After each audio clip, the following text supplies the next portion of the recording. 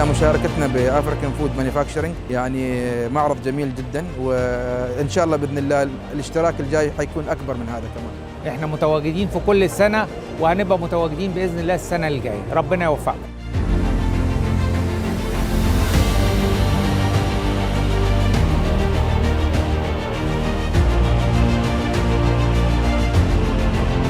I look forward to us participating significantly in the future.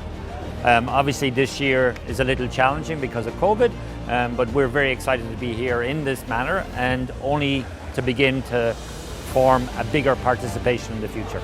One of our biggest market share in our company is Egypt.